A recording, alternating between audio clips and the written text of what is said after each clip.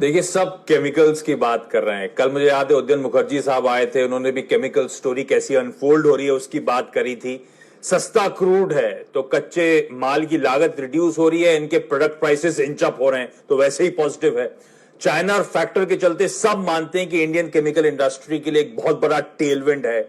कल नितिन गडकरी साहब ने भी उन लक्ष्मण के एक्सक्लूसिव इंटरव्यू में कहा है कि भारत चाइना का एक सशक्त विकल्प होगा, और इनफैक्ट कहा जा रहा है, कहा भी है स्पेसिफिकली कि केमिकल्स पे अब एंटी डंपिंग ड्यूटी लगाने की तैयारी हो रही है डोमेस्टिक इंडस्ट्री को प्रोटेक्ट करने के लिए। तो ये कई लोग कह रहे हैं कि सेक्टर ऑफ द डिकेड होगा केमिकल्स, तो उसी से एक बेहतरीन पिक। और सतपुते साहब, मैं भी रोशनी फैलाने की कोशिश कर रहा हूं।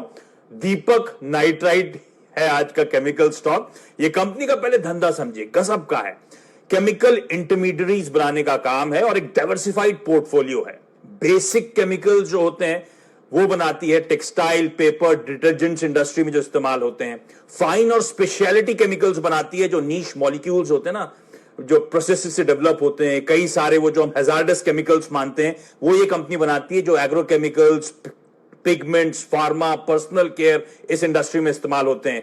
परफॉर्मेंस प्रोडक्ट्स बनाती है, जो टेक्सटाइल, पेपर और डिटर्जेंट इंडस्ट्री में इस्तेमाल होते हैं, और अब फिनोलिक्स में उतर चुकी है। फिनॉल और एसीटोन बनाने का काम करती है, और इसके प्लांट जो है 6 प्लांट्स हैं जो अक्रॉस गुजरात, महाराष्ट्र, तेलंगाना में स्प्रेड आउट हैं। और ये जो प्रोडक्ट्स बनाती है, कई सारे प्रोडक्ट्स में मार्केट लीडर है। मिसाल के तौर पे नाइट्राइट्स में, टॉलिन में, ब्राइटनिंग एजेंट्स में, फिनॉल एसीटोन में, इससे बड़ी कोई कंपनी नहीं है इस देश में।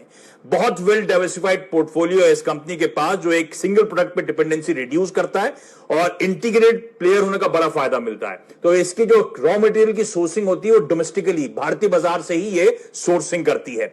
अब इसका गेम चेंजिंग इवेंट हुआ था लास्ट ईयर, जब इसकी एक होली ओन सब्सिडरी दीपक फिनोलिक्स ऑपरेशनल हुई।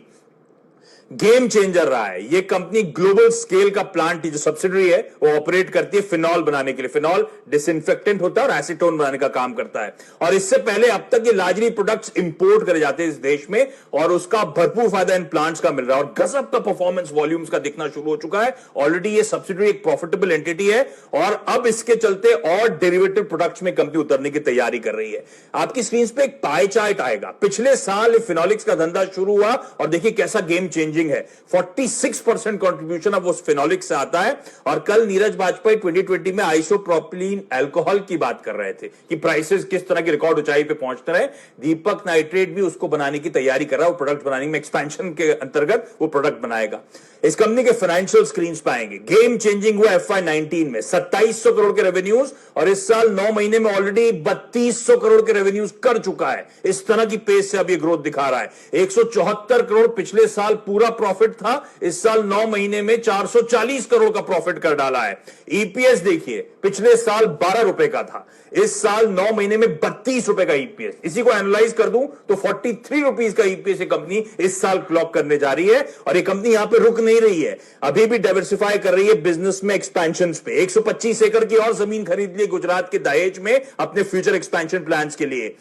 बेहतरीन रेवेन्यू मिक्स है। डोमेस्टिक मार्केट से 57%, इंटरनेशनल मार्केट से 43% के रेवेन्यूज। 6 कॉन्टिनेंट्स, 30 से ज्यादा देश जहां पे कंपनी के प्रोडक्ट्स एक्सपोर्ट करे जाते हैं। और क्लाइंटेल में जो नाम हो इस इंडस्ट्री में, बेयर हुआ, यूनिलीवर हुआ, BASF हुआ, रिलायंस हुआ, टाटा ग्रुप हुआ, सब इस कंपनी के क्लाइंट्स हैं।